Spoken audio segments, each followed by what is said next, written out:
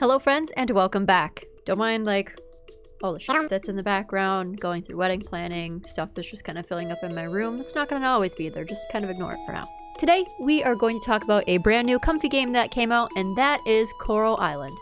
Now myself, along with I'm sure a lot of other people's first impressions was, wow, this is pretty much just Stardew Valley. And it's really easy to see why. You're a farmer who's left their corporate job to work on a farm on a small island that was gifted to you by your grandparents. Your house is a piece of shit when you move in, and your farm is trashed. Literally, there's garbage all over. It's also covered in trees and rocks and grass. Seems a little familiar. You start out getting some free seeds from the mayor, and you go to meet everyone in town to find out that there's been an oil spill, and this big bad corporation is trying to move in and start drilling and ruin the place. Sound familiar? And get this. The name of the town is Starlit Town. Really, I'm not making this up. There's even a request board by the general store in town, caverns to navigate, and offerings to make to complete and restore the goddess of the island. Yep. It's really not that surprising that everyone's first reaction to playing this game is, wow, this is literally just Stardew Valley. In my opinion, I think it's more like Stardew Valley and Animal Crossing New Horizons had a baby. The storyline is damn near identical to that of Stardew. However, you can catch bugs like you would in Animal Crossing with a net, and it appears that there are areas in town that are listed as for rent, hinting that new people can move into town eventually. This I find more akin to Animal Crossing than Stardew.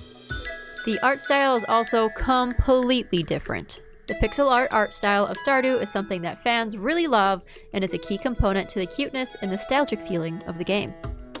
Coral Island is 3D, and let me just say, the character art, wow! I saw reviews that stated Coral Island is just Stardew but with hotter characters, and they were not lying. The character portraits in Coral Island are super attractive. I'm not even going to pretend they aren't or try to beat around the bush. And there's a very wide variety of characters and representation. There's a guy with a robotic arm, a girl with stretch marks, tall people, short people, different body shapes and sizes, tattoos, numerous types of skin colors, piercing, hair colors, hairstyles, headwear, and more. The representation itself is a major difference between Coral Island and Stardew, and I'm sure widely appreciated. There's even a pride flag hanging up in the main area of town. I know I really appreciated the representation, and I can't be the only one. The big bad corporation in this game is called Pufferfish. And of course, the manager's name is Karen. I thought this was pretty fitting. Pufferfish wants to set up an oil rig in town, promising that it will bring in more workers and revenue to the dying city. But the city is already dying due to a recent oil spill caused by Pufferfish. The local museum had to sell everything in it to help the town monetarily, and everyone in town is struggling financially as the oil spill affected their businesses and tourists no longer wanted to visit. Businesses in town seem much more varied as well. There's a pet adoption center, a salon, a furniture store that is separate from the carpenters, and even more. I think the town in Coral Island is much more robust and has much more variety than the businesses in Stardew. Of course, there's still a scary cave and mining area with monsters that I've only just explored a little bit, a beach where you get a fishing rod and a bug net, and you can go diving. There's a blacksmith where you can have geodes cracked open. Really, there's truly a lot of similarities between Stardew and Coral Island. Another difference is that there appears to be a wider variety of animals in Coral Island. You can talk to a lot of the wandering cats and dogs in town like you would the NPCs as well. So you may be asking yourself, why would someone want to play Coral Island if it's literally just like Stardew? Well, there may be a few reasons. One is the art style.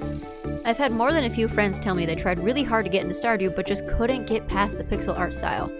They wanted to like the game but just could not enjoy it in 2D with the really simple graphics. Which is fair. You either love the Stardew art style or you hate it. For some, with a 3D art style and higher graphics, it may be easier for them to get into the game and the gameplay of Coral Island. 2 is the game mechanics. The gameplay itself is different. The starting energy bar you have seems to be much larger in Coral Island than in the beginning of Stardew Valley. I could chop down multiple trees, break multiple rocks, plant seeds, water them, and still have a decent amount of energy left without having to eat anything. And the farmer really puts their back into it. I didn't have to buy food or figure out how to get more energy after only doing a few things. And if you hit the spacebar, your character does a little dash of quick movement. However, you cannot continue sprinting. Just one quick burst. You can keep doing it over and over though. 3. In-game currency. I always felt in Stardew the first year in a new save file I was just permanently poor. I have yet to have any issues trying to buy anything in Coral Island, and the first home upgrade didn't actually have a cost. I only needed the materials to upgrade it. So that was easy, and I did that right away. 4. A bigger map. I had mentioned it earlier, but the town really seems much more robust than the town in Stardew. There's more businesses, and the map itself just feels way bigger. And you could tell there's a whole lot that is yet to be unlocked by the looks of it. 5. It's a fresh new game. Sometimes, Stardew can just get boring, especially if you have no new quests to do or new goals in the game. So while the two games may be incredibly similar in storyline, it's still a different game and can be fun to play just to switch things up. If you're on the fence of playing Coral Island, I hope this video helped bring some clarity to your decision. In my opinion, I say just download it and try it out. It is currently only available on PC and just a few consoles. However, I can certainly see it coming to more consoles if it becomes super popular. If you enjoyed this video, please be sure to like, comment, and subscribe. Keep up with me on all of my social media channels. I'm the Anime Athlete everywhere. Join my Patreon for early access to videos, cosplay photos, and more, and come watch me live on Twitch play Coral Island and Stardew Valley. Thank you all so much for watching. Have a good rest of your night.